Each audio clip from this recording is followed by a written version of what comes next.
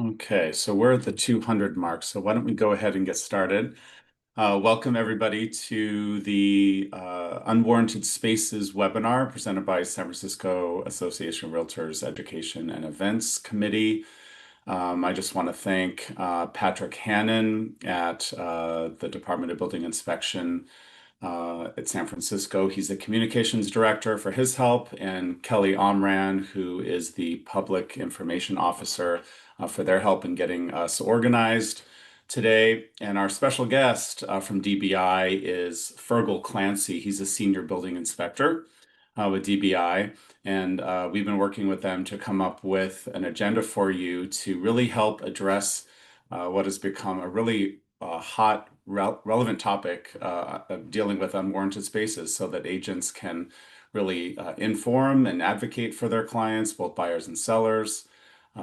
I know we have some affiliate members, some vendors who also I think will benefit greatly from this presentation. As I mentioned, we had hundreds of people sign up, so we know that this is a hot topic, and we're really happy to have not just our members here from SFAR, but I know we have some guests from other associations who are also here today. So thank you for joining us. Hopefully, everybody will find some takeaways for them to better serve their clients and themselves. And just want to iterate that this is a conversation that we could, spend hours having today. So if you do have further questions, I know that Fergal is going to talk about how you can be in touch with DBI to get your questions answered because we have only a limited time today. So without further ado, I'll pass it over to Fergal, and thank you again, everybody, for your attendance today. We're up to almost 250 people. All right. Good morning, everyone. That's a lot of people signed up. I'm delighted.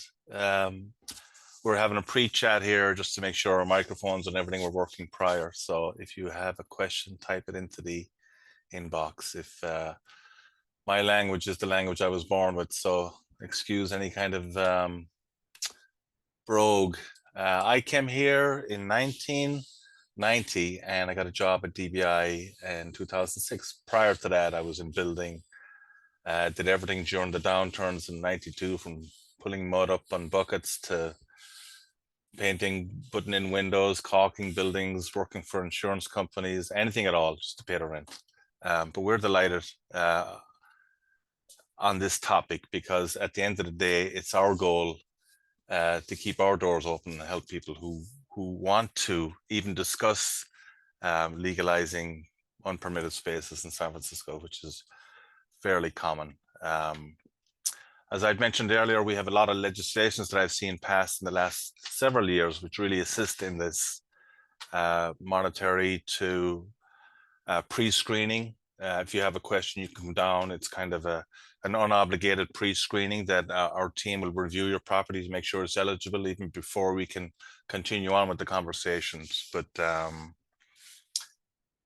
at the end of the day, we're delighted to be here, and it's nice to have people come to our doors with a full list of ingredients that we've provided to help better educate everybody on both sides.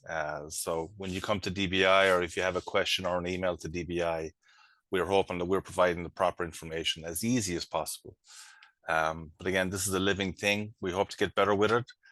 Cut down on wait times, answer questions, explain things easier as we go. But we will continue. It's like a living thing. We will just continue with the conversation. So Kelly put a lovely packet together, and on the agenda was item 1, DBI inspection roles and responsibilities. What do we do? When are permits required? Over-the-counter permits, overview of unwarranted and unpermitted spaces. Risks for home buyers is a topic. What to do with unpermitted spaces. Tips and takeaways and resources. So I was delighted with the package. I shared it this morning with our team. It's just a great source of information.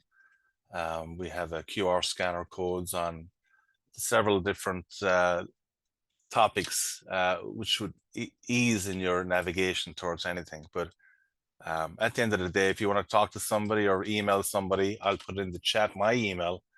But at the end of the package, we also have other information there, who to talk to with any questions. So let's start here. Let me open up this slide. Okay. DBI, I'm sure you're all well aware of it. What we do is we're the authority having jurisdictions on adopting a model code, which is the California Building Code, just for this jurisdiction. We have our own amendments and our own building code, and that's because of, topography. With San Francisco, we have a port, we have beaches, we have lakes, property up against property. We have buildings that were built, day one, pre-1900s to the more recent build outs in Mission Bay and all of these new rezoned properties. To accommodate what San Francisco does versus what California does is, sometimes we'll have buildings up against buildings. So we have to navigate life and limb. What's the minimum standards for life safety and code compliance? And we really come about it with a bit of common sense. We're not, severe on this. We're just saying that like this is a building codes change and it's all based on shareholders, cost too much, or why do we have to do this? Let's talk about it. It goes through review, and then it's passed into an ordinance or a building code, and we enforce that. Code enforcement is a part of a team where someone might make a complaint on a property. We have a team that'll go out there and address it accordingly. It could be, an illegal unit, an illegal addition, added dwelling units and stuff like that. So we do follow up, but we're not, we work with the individual the best way we can. We don't try and kick people down the road too much because we are the road. We can't send them anywhere else outside of this building. We have to deal with it, and we're glad to do that. So I think permits are required for more or less everything in San Francisco. It's easier for us to tell you what you don't need a permit for than what you do need a permit for. So it's pretty much basically everything. We have 2 subdivisions of permits for plumbing and electrical, which are trade permits, and you would have to have a C10 contractor to pull your electrical permit. Plumbing, maybe as a homeowner, you might be able to pull one yourself, but it's better off get someone that has a warranty on the work that they do in your property. But they're always associated with a building permit most of the time, unless it's an appliance or some equipment only. The building inspector's role, which is what I'm familiar with, is at the end of the day, we're the gatekeepers on permits. What we do here in the building inspection divisions, we come in a little bit after the fact, after permits are issued. But at the end of the day, we're the gatekeeper. We communicate with the owner or the project sponsor or the general contractor. We make sure that the electrical permits have been signed off, the plumbing permits have been signed off, so we can close out the story on the alteration or the addition to that property. Let's see, over-the-counter permits. So this is nice. I worked in a different area here. I think it was Los Altos way back, and they needed plans for a kitchen remodel that showed cabinets and counter heights and sinks and everything. San Francisco is uniquely different because of the way we split up our divisions, where we have qualified plumbing inspectors, electrical inspectors, and building inspectors, that all of these regulations are built into a code that we really don't need you to spell this out for the kitchen remodel, window replacements. We don't need plans for that. So we cut down on the costs there. But we would ensure that it just meets the basic requirements for code, that there's nothing hazardous out there, that the wiring was done right, the plumbing was done right, that a handrail was put on correctly, a guardrail is at the right height, the glass that was replaced is tempered or safety if it's in a hazardous location, and so forth. So that is a good benefit that the San Francisco Building Department provides. But I don't want to venture off. I could venture off into that, but let's stick with what the topic is for today, and it is what are unwarranted or unpermitted spaces. So some people call it rooms down, illegal units, granny flats. whatever it is, at some point, someone might make a complaint on the property. Our complaint investigation team or a building inspector may go out to the property and just based on a visual, would determine that it doesn't look like it's part of an original construction, if it's in North Beach or whatever. We would follow up with due diligence. We might go to paper vision and see was there any permits issued in the 40s, 50s, 60s, 70s, 80s, just to make sure that we're giving out the right information, that we are asking for what's follow up on. So when people do get a corrective action or a notice of violation, they'll deal with the case officer, whoever is holding on to that violation, on what to do next. And the corrective action is in there, and it's usually boilerplated a little bit.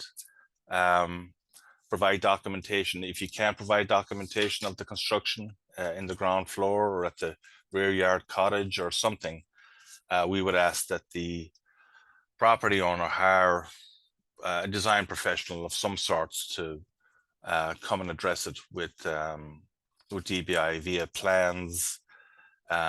We like to see, is there natural light, ventilation? Are people able to get out, escape, rescue windows, and if there is a bedroom or an unwarranted bedroom or something, or if there's a cottage in the backyard, can they get to the street uninterrupted, via a corridor or something through the front property? That kind of thing. Just basic building blocks of habitability. How can I habitate a space and be safe? And that's really what we're looking for. We just want to make sure that no one's crossing their fingers out there. Nobody's putting key locks on the inside of doors where they're not supposed to be, and so forth. But the violation, would keep telling the story. There's a complaint tracking system on that. And more or less every communication with the property owner is put onto that, like sent an email, or they've come down to our department of visitors at the counter, and we've discussed like moving forward, because our goal and the owner's goal is, at the end of the day, is to get this resolved in the safest way and the best way possible. So it's not just we're writing a violation on a property. We are assisting in getting a resolution out there at some point. So the case officer will will track the case. If there's a permit issued at some point, he'll refer it over to the building inspector for the district. We have 18 districts here in San Francisco. So it'll be zoned to that district inspector. He'll follow up. He'll make sure that the permit has had its inspections, and if it meets the criteria, he'll close out the complaint, and it'll be taken off the 3R report on the property, and the permit will be closed out. Usually a CFC is given for unwarranted spaces, rooms down, interconnecting stairs, a deck addition, an infill of a light well, a cottage at the backyard. And that's how we tell the story out there of how it happened and how it got resolved and how it's finished. So the 3R report at the end of it all, I guess when you're selling properties, looks nice and clean. It does tell a story, but we just like healthy 3R reports at the end of the day for everybody. I think I've gone through page 7, if anyone has the slides open. As far as the risks of unpermitted work for buyers, I won't deal in the legality of the property owner's risks, but for the risks as far as dealing with our department are, if it was the downstairs were turned into 6 or 7 bedrooms or something like that, electrical inspectors might need to know that all these new lights and new plugs were wired accordingly, and that so there might be some removal of drywall, or it's just enough. Our rule down here is simple: if you can't see it, we can't see it. So it's kind of, we just want to make sure that it's wired properly, that the sub panel or the panel or the electrical work can handle the electrical loads on it, that there's no risk of fire. You also want to make sure that you have natural light and ventilation, which is rare in San Francisco, but we do, more than any other district, require natural light, because we feel that the artificial light and stuff can wear and tear in on, based on our health officers can wear and tear on the body. It does have some sort of an effect, but According to some other jurisdictions, it doesn't, and they just again stick with the minimum standards what they adopted with. But San Francisco is unique, just in natural light versus mechanical air, where you would have a window or something. You can provide that through a mechanical system, to exchange the air outside to come in, so the air gets changed. You're in a good environment. Again, owner's risk. Can you rent out your illegal occupancy, your rooms down, Airbnb, a room and a bathroom, an illegal dwelling unit, and so forth? Again, that's a risk on the owner, but when it comes to us, or maybe the planning department might get involved if a unit was taken out. That's more of a cry out for, now it's a loss of a dwelling unit in San Francisco, which is kind of difficult to do. Not that it's impossible to do, but it's more difficult to do. It's definitely easier, and we're really promoting is to document. We like ADUs, we like San Francisco, we like people to live and they can afford to live in vacant spaces that were never built out behind a garage. Typically, San Francisco has older buildings, post and beam construction. They took it up to a level where they could get a nice stairs in, and then the ground floor was used for, maybe parking, storage, a boiler. But it was how they decided to build buildings at that time. As far as the appraisal go, the appraisal is the appraisal.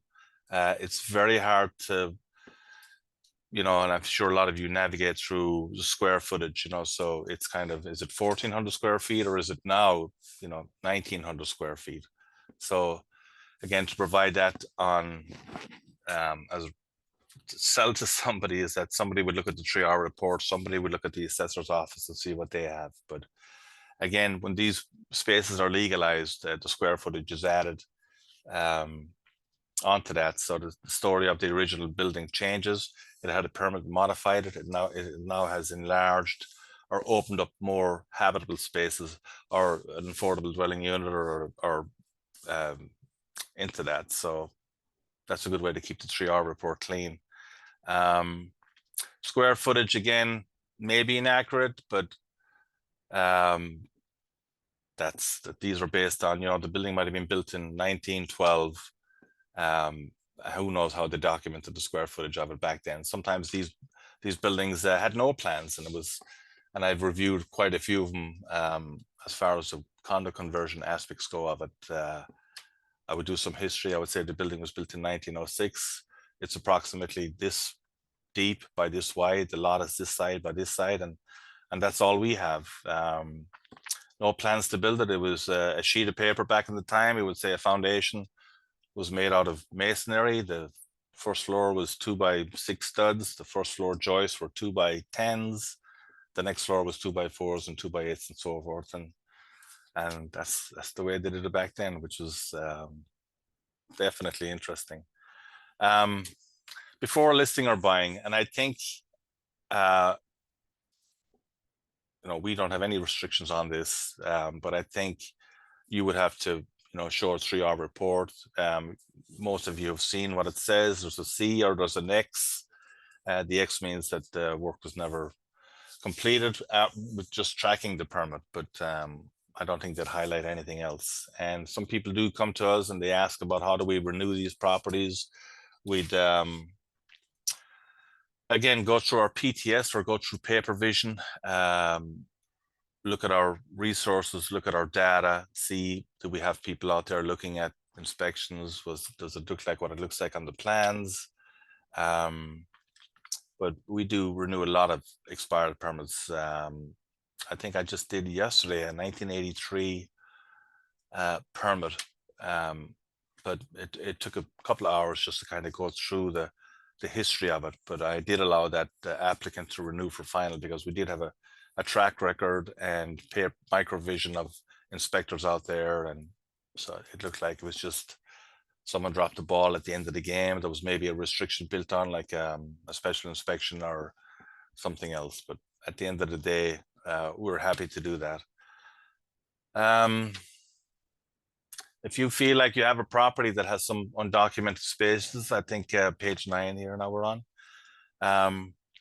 We do have a unit legalization program, and I think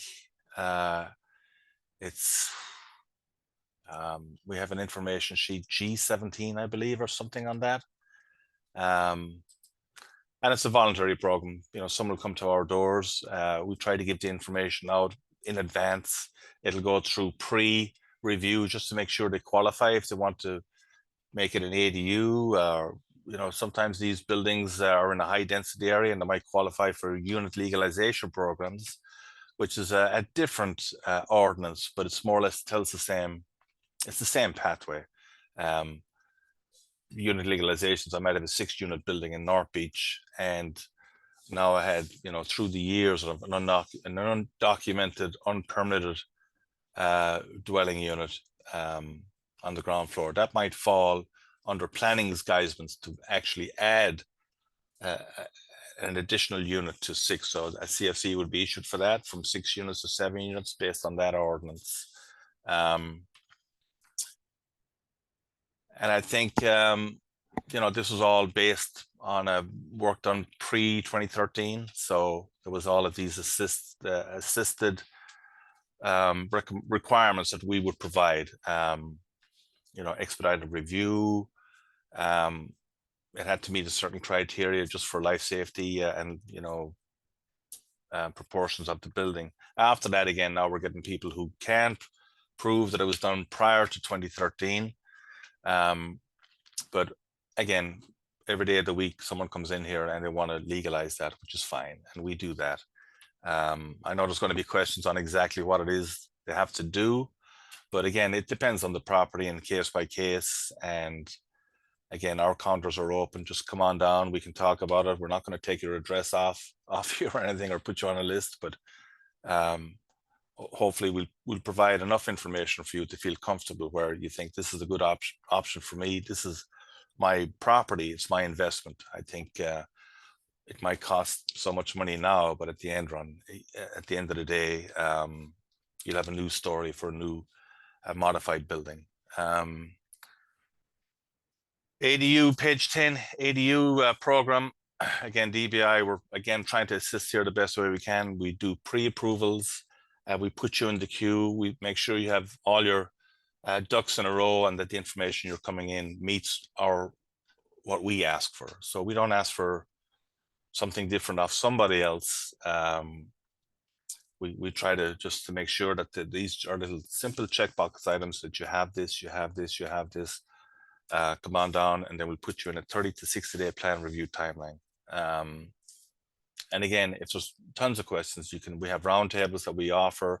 We might have an engineering, we might have a mechanical plan review and a building inspector plan review, sometimes fire based on the occupancy. And we can sit down and discuss in real time and real terms what it is that we need to see moving forward. On page 11, again, these are just building blocks of what we like to see. 7'6", so there might be a bit of excavation that doesn't involve the underpinning your foundations or anything, which can be done. But we would ask like that the floor has a vapor retard, there's no risk of future mold, that the place is insulated in such a good manner that I would use the least amount of energy just to heat that unit, provide conditioned air and heat. And I think the housing code is something like 68 degrees for 13 hours a day. You have to, but that was an old building block, but everything now is forced air units and so forth, but we don't want to lose energy.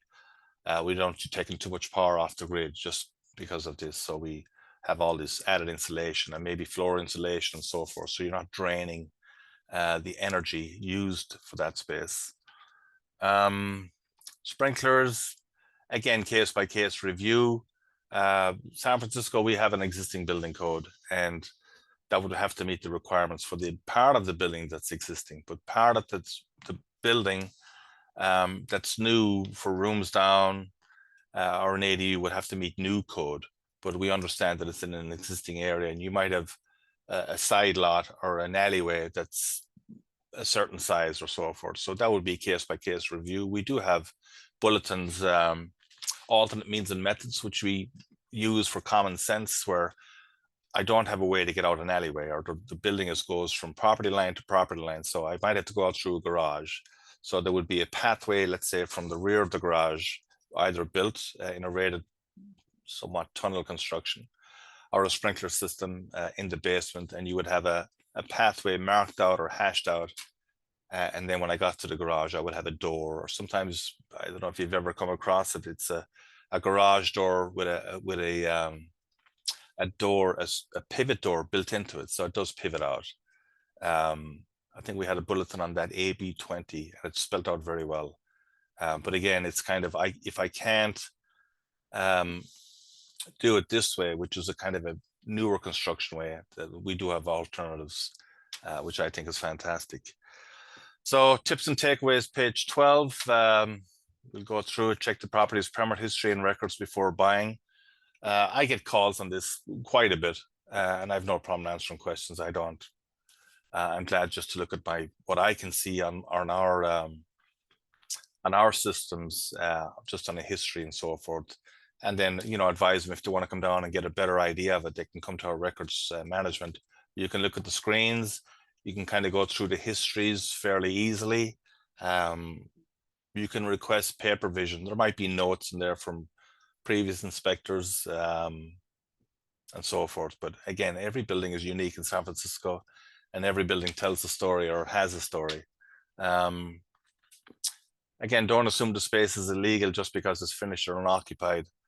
When I bought my house, it had documented on it that the permit to put a playroom downstairs was never completed. So of course I had to complete that. It was it was inspected, a nice healthy inspection on it. But again, I think the contractor got paid. He might have assured the homeowner everything is fine, don't worry about it, and see you later, or see you the next time. But again, having the work done is one thing, but having the permit signed off, it might be Latin to a builder, and homeowners, when they do remodels and they do work, sometimes they're assured that everything's taken care of and so forth. And then at the end of the day, the 3R will explain, or the permit history will explain that it just never got a final signature, or there might have been a restriction on it for, didn't have electrical, or the electrical inspector had a correction about labeling a panel or something. And again, we don't run jobs out there, which isn't, a terrible thing to say, but at the end of the day, it's kind of the permit person responsible doing the work is supposed to follow up, including final inspections. And again, a lot of people drop the ball at the very end of it, which is unfortunate. But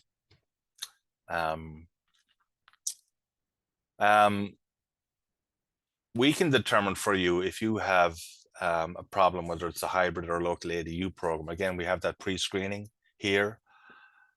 We have technical services. We even the senior building inspectors here will answer that question for you.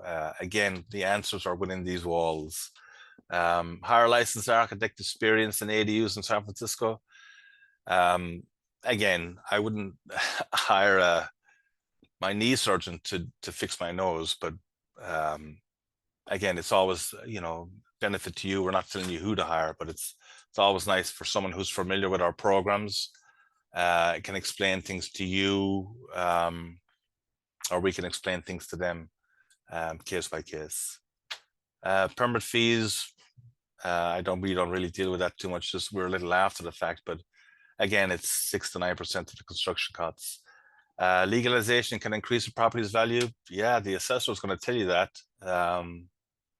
and it'll show on your property taxes at some point. So resources, page 13. Very well done. I must thank Kelly once again. The QR scanner here, just hold your phone up to that. It's fantastic. It sends you right into the links. So this more or less is on our DBI site, and it is nice to navigate through that. But at the end of the day, you're going to be getting a ton of information that you might, it's easy for me because I deal with this all the time, but for a potential buyer or somebody who's trying to sell something that they think, oh, what am I going to do about this? It'll be difficult to navigate. But again, at the end of the day, We answer our emails and our phones, and we have no problem assisting in any way we can.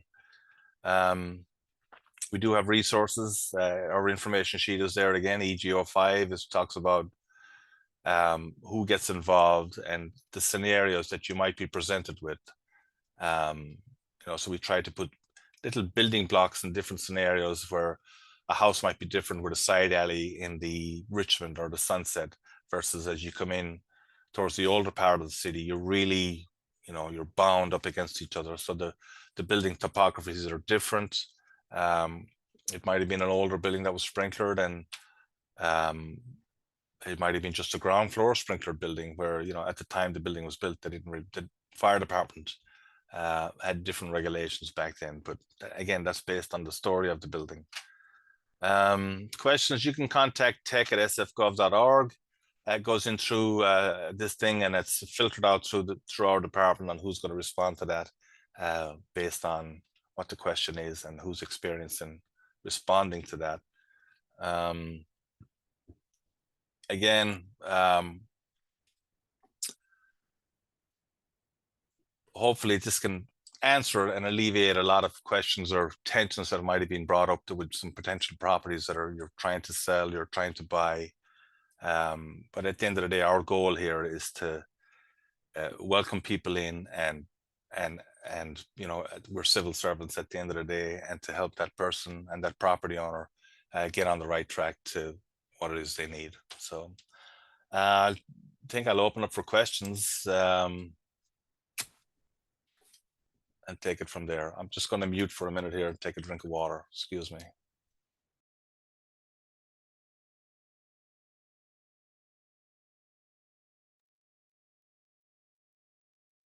So if people want to raise their hand, or it might even be better just to put your question in the chat, that might be easier for us to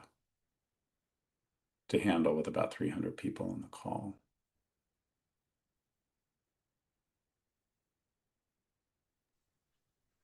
Okay, I can, Jeremy, I can go through the questions if that's fine. Sometimes it's nice to have them on the chat so we don't get duplicated questions. But again, I have no problem. If I don't get through all of this, I'm going to save the chat. And if you want to email me directly with any questions that you might think of in 10 minutes or an hour from now or tomorrow or something, or when you go see a property or something, please do. We'll put you on the right track for that. So let's see if I got this right here. We do have one hand up. Why don't we start, and then we'll just go to the chat, the Q&A, which has already 23 questions. Chris Alba, why don't you unmute yourself?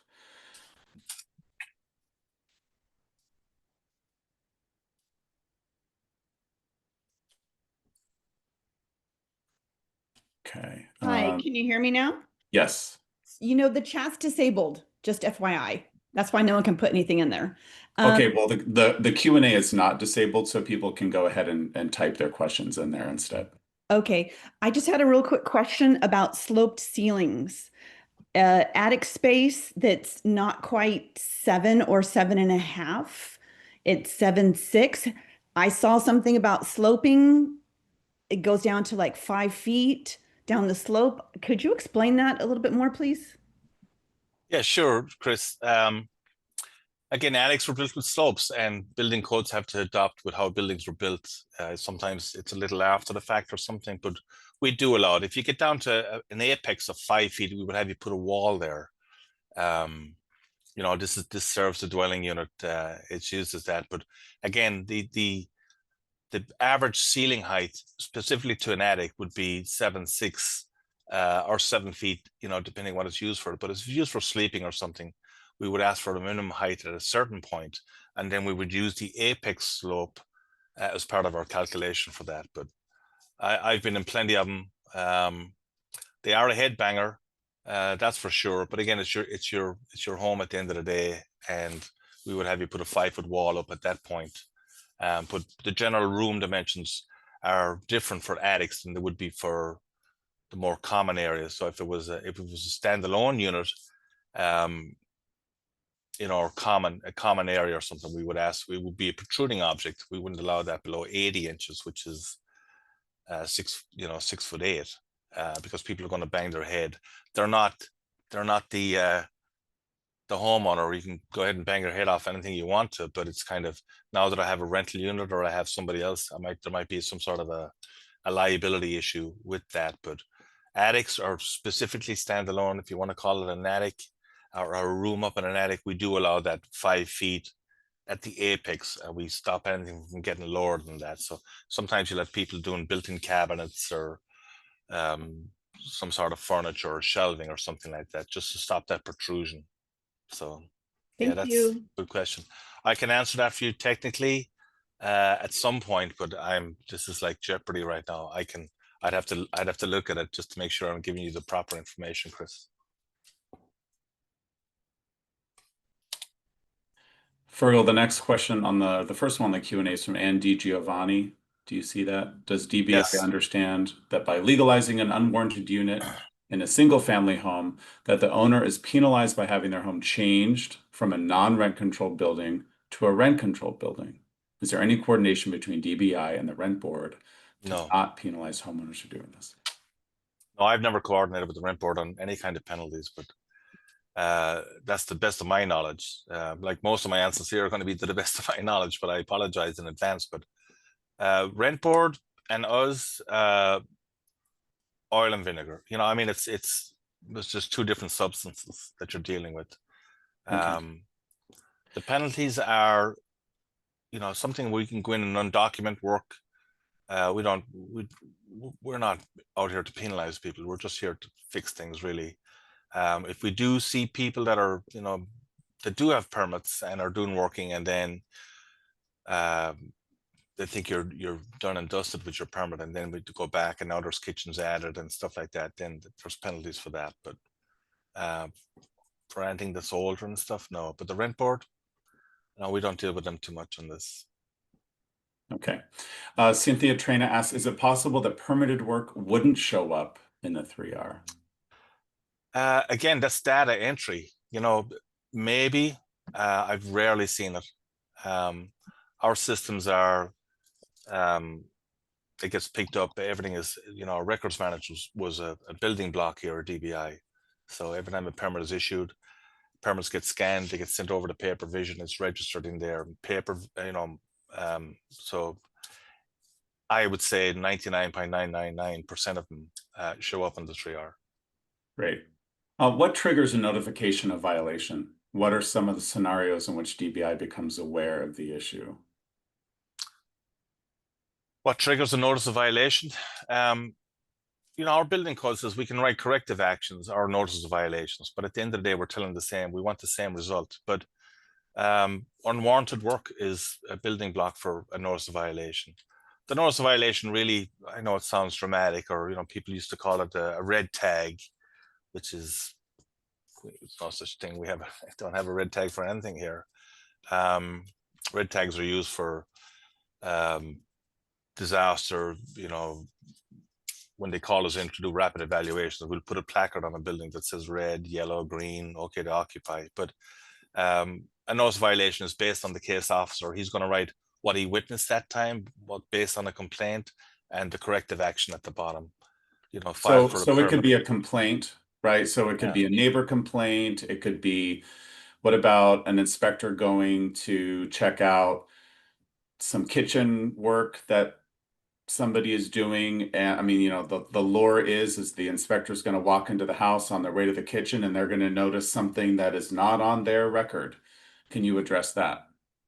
Yeah, so I think let's talk about what a complaint is. A complaint is something we can't control, and it comes in from whomever, and it's taken in by our staff. It's generated, it goes through a complaint officer, whoever's assigned it, and says, we'll look at the history and say, okay, he'll send it out to his team. His team will try and go out and make a contact with the property owner. They usually leave a door knocker, or they'll put something in the mailbox to see is there anything actually current.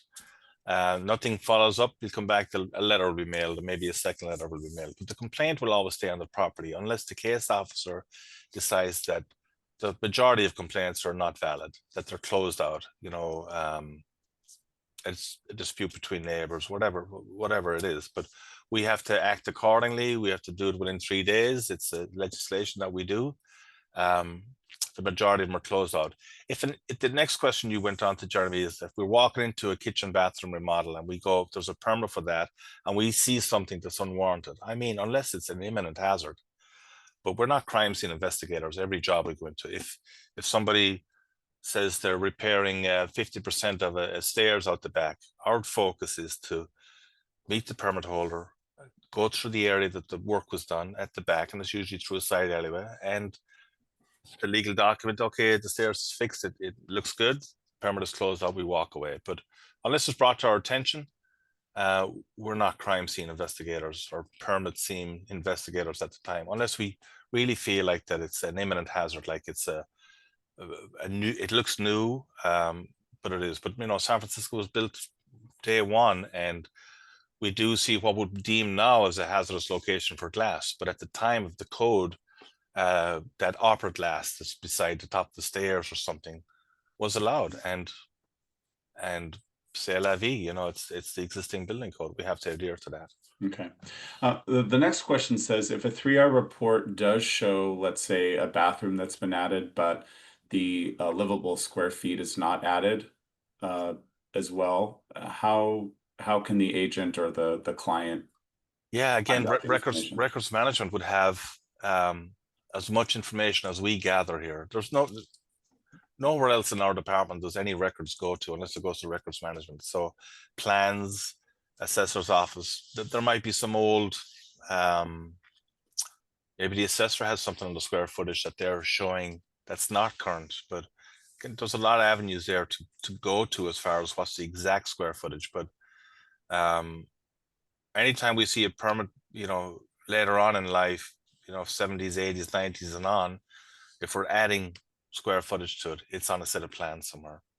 So to kind of use an analogy, when you're going shopping for jeans and you can't find your size and you ask the store person if they have something in the back, right? Is it similar in your office that if something is missing on the 3R, are you saying that there might be somebody else in another department or within DBI that might have that information you're looking for? The data that's entered on the assessor's site is something that they entered, and data is science, and whatever they were presented with at the time is what they input on it. So I do condo conversions where I go through the history of the property and I'll see what year it was built, and sometimes some buildings are just undocumented as what their use is. So we have a unit legislation program where we'll get water department records and we'll get other records, and we'll put all that together. And if it looks like a duck, it's a duck, and we'll spell that out in a CFC to say that this is to administrative only, no construction work, to document the building as 2 units, 2 stories, 3 stories, with a basement, with a garage, with whatever. But square footage is always tricky. When we write our CFCs at the end of the day, we don't say that they've added 575 square feet to the basement. It would be nice, but we would just write what the permit language is, rooms down, convert existing storage space to habitable space, indirect stairway to co-join with unit 114 above. But we're not going to start putting square footages in and whatever, but we'll try and add, adding 2 bedrooms, 1 bathroom in the basement. But square footage is different. That's a trickier one. It's definitely sloppy on the majority of buildings. Even for new high rises, we're not putting square footage down. It would be on. And isn't it true that unless the homeowner submits that final square footage modification request at the end of the process, then that square footage doesn't necessarily get legally updated and put into the system? That's not my my road, but I would imagine so. Okay. I would imagine so, but let's keep going. If people, Kevin Ho asked, if people did unwarranted work behind walls, but took pictures of it during the construction, does that help? Yeah, it helps. Absolutely. Again, we're just minimum life safety and standards here at the end of the day. Some people do, some people don't, but we would use common sense, overall. At the end of the day, we're not asking to show up with a bunch of sledgehammers and just take it down because I feel like it. But again, case by case review. The extent of the wall, is it bearing, is it non-bearing, was it meant to be a rated wall? Was it built for fire separation? Case by case, but pictures do help. And And, per, we're very forgiving with that. Sometimes people pour concrete and we get out there too late and there is a permit on the job and they forgot to call us or something, but they have a video or something of it. Yeah, we would definitely look at that. Perhaps Kevin is getting at plumbing or electrical that maybe was done by an unlicensed, or it was done without permits.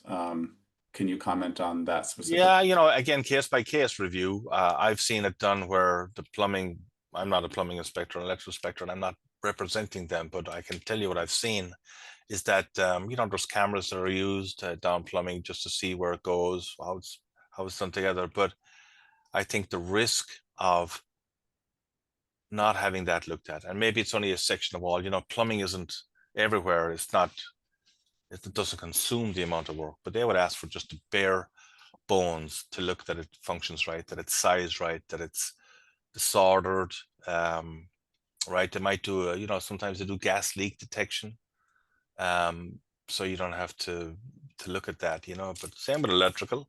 They'd look at the panel, they'd look at the load, and they would deal with it case by case. But I don't think they would just fold their arms and say just take everything off. They would deal with that with the customer accordingly, and they would just say this area and this area and maybe the light fixture or something. Maybe they would do a percentage of them.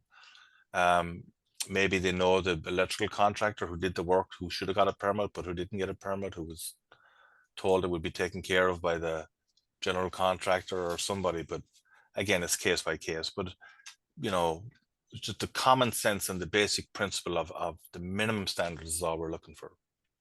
Great. We have a comment here about that natural light is required. Is silly.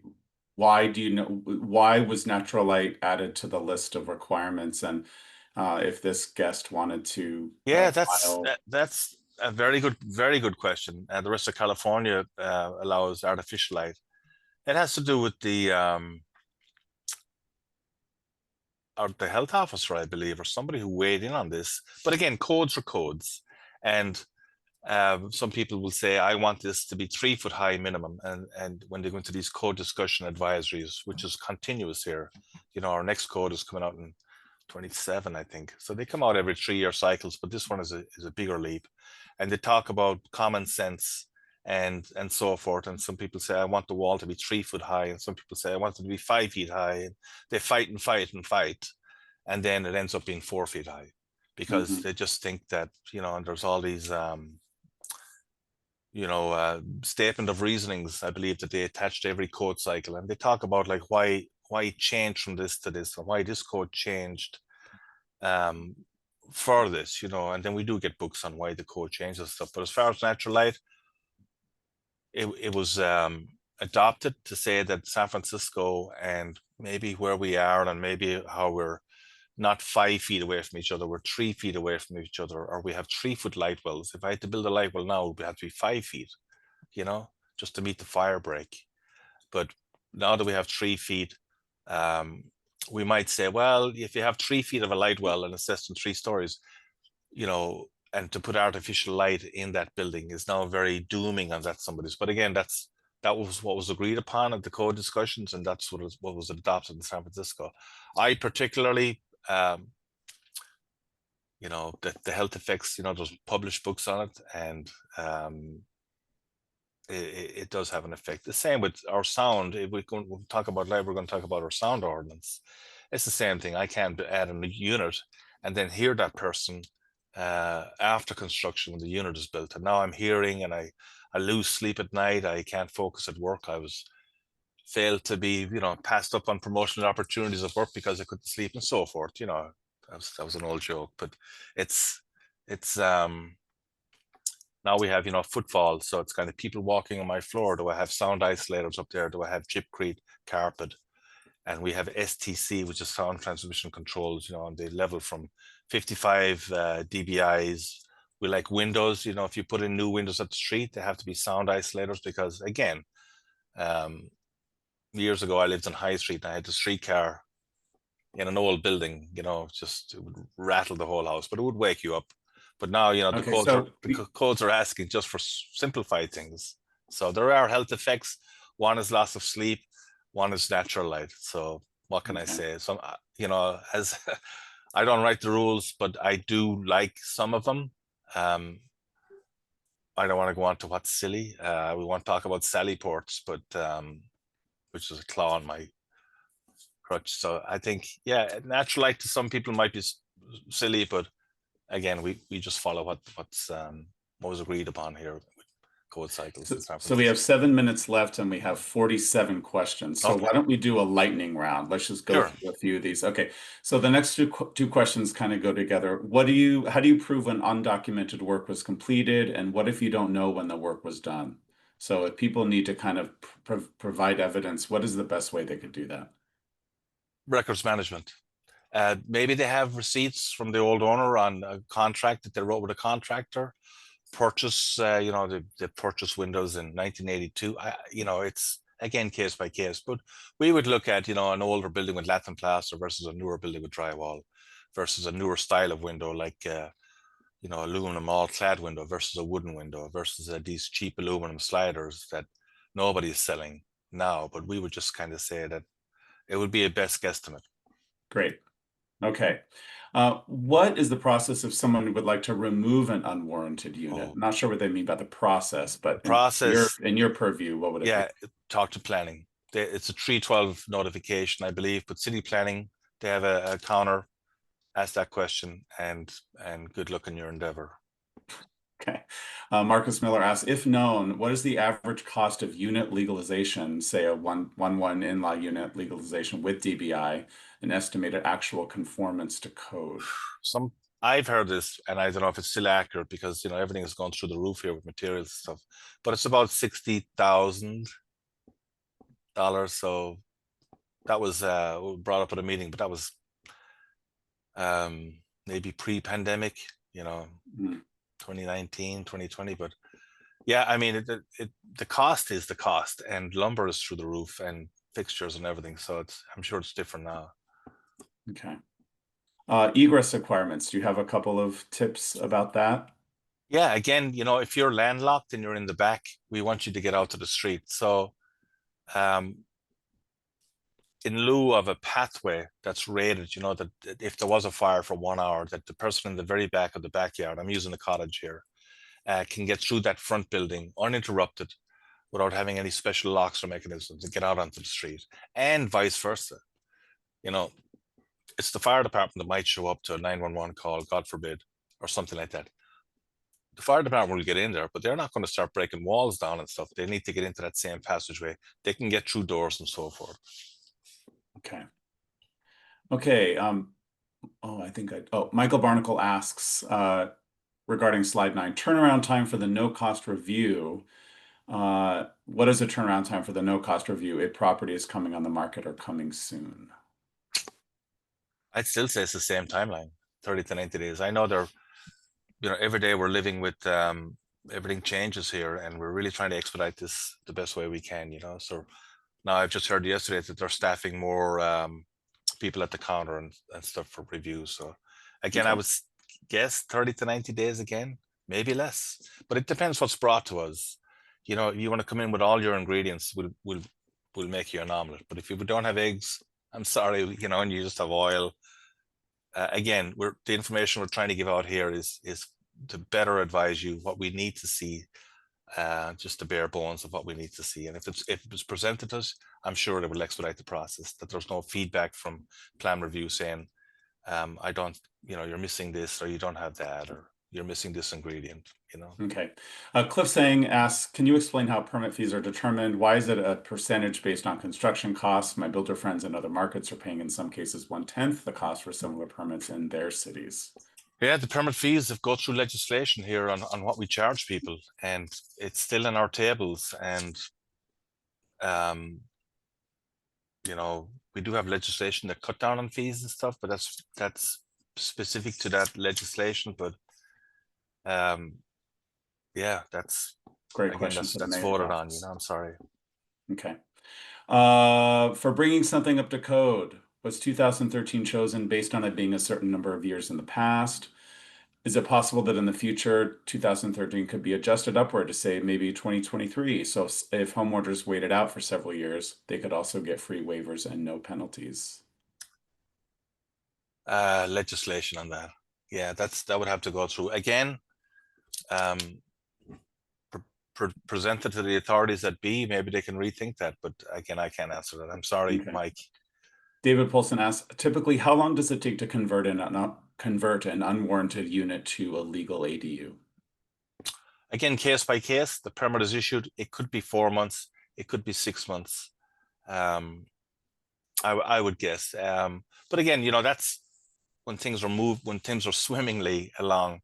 It all depends on what you're doing on your end. Okay. We're here. If it's ready, it's ready. Not putting Sherry any. Howe asks, is there a list of requirements that we can use as a guide when we're looking at unwarranted space so we can understand how easy or complicated it might be to legalize? Yeah, I think that's in the slide at the bottom. Again, if it doesn't spell out what the situation you're in, contact us. Great. But when we put these together, we try to at our best put in the most common scenarios we can. So Okay. Actually, Petty asks, if a contractor doesn't close out a permit on a home, can another contractor later down the road close it out? Does a new permit need to be pulled for that under the new contractor? no, you'd reactivate the older permit that was never closed out. So it follows the property, not the contractor. Absolutely. We Okay. we deal with permits and properties and what they're associated with. We don't really go into the individual who's the permit holder and so forth. We Okay. would just for contact purposes, but Andreas Ernst asks, does a unit legalization require sprinklers for an existing two-unit building? not at all. Only if for the rare exceptions for egress. Again, if you're landlocked and you have to get through a garage, they might have you sprinkler that in lieu of another condition. Okay. When a typical marina-style building has a breezeway up against the neighboring property, what are the requirements for egress? Well, it's your breezeway. So, these breezeways were built back in the day. And again, building blocks, it's probably a 3-foot breezeway. We wouldn't ask for anything. Okay. Does DBI look in the MLS for wording like unwarranted space? Not unless we have to, no. What does that mean? Not unless you have I was to. part of an audit team and I looked at a few properties, and without going knocking on doors to maybe move that property along and say everything was fine, I would look at the Google searches and the property would pop up. And if I saw pictures, but that's brought to me, but we don't have that as a building plate for anything. So would it be safe to say that there isn't somebody sitting at DBI charged with going through the MLS regularly looking for that kind of language? No, that's Okay. Great. that's not what we're supposed to be doing. What's the best and worst case scenario for fees and fines a new owner might face to reopen and close any permits for work done? Well, to reopen a permit, the fees were already paid on the original permit, so it would be $1 permit, and the fees in the processing might end up to be $200 and something. That's it. But we're not Okay. going to ding them twice. Here's another set of oars for your boat. You already have them, so. Okay. We have time for one more, and we can talk later about how we might address some of these other questions. Maybe we have another Unwarranted Spaces Q&A Zoom. Absolutely, I've been looking forward to We've all of them. certainly done follow-ups before, especially about insurance. What happens when an owner wants to legalize an area, but it is not approved? Would they be forced to rip it apart if it's already been to some degree built? It depends on the enforcing officer. I mean, is the place deemed? Does it look like it's unsafe? But at the end of the day, we would assist saying that if you want to legalize it as a unit or a dwelling unit, and we said no, you can't do it or whatever for some restrictions, which is rare to say the least, we might have you change it to something else. It's your decision at the end of the day. We can only tell you what you can't do. But if you want to change it back to a common space for the upper units as a fitness room or something, not a problem. But that's rarity in our cases. Okay, great. Well, Fergal, I want to thank you for your time and your expertise today. We are at time, but I will be checking in with you to see if we can do a follow-up, maybe just Oh yeah, yeah, Q&A with DBI. I think we have so much fantastic. interest here. Yeah. Um, And we have a new deputy director here as well, just on board, and we're already talking about this. This is a fantastic thing. Years and years ago, way back when I was many pounds ago, um, we used to have brown bag lunches where we would open up a conference room and people would come in, and we had Lawrence Cornfield, a huge wealth of knowledge um, for DBI. Would talk about what anyone had, and he would put a topic out, and we would invite the public in, and it was fantastic. And it was great for me as a learning inspector. I would sit in and eat my sandwich and listen to codes and discussions on, again, common sense. How do we deal with this in common sense? So. Anyways, so Jeremy, I just have to say I appreciate Christy and yourself reaching out to us, and Kelly and Mr. Hannon's help here in organizing this. I already looking forward to the next one. So great. again, if there's questions here, just send them on to me. I'll reach out to the individual or put it into whatever server condition you want and try and respond to that question as best I can. Well, thank you so much to you and your department. I just want to thank all the people on the call as well. Really cogent questions. They matter. We're going to put them together, and we'll get another call on the book shortly so we can follow up. This is obviously a really important topic for us, Absolutely, our yeah. industry, our city, our homeowners, our renters. It really does affect everybody. So thank you for your interest today, and we really look forward to being in touch with you very soon. This will be recorded. It will be shared on the SFAR website in the video library, so make sure you take a look for that, and we will definitely get another webinar on the books very soon. Thanks so much. I appreciate it. Thank you for the kind words. You're very welcome.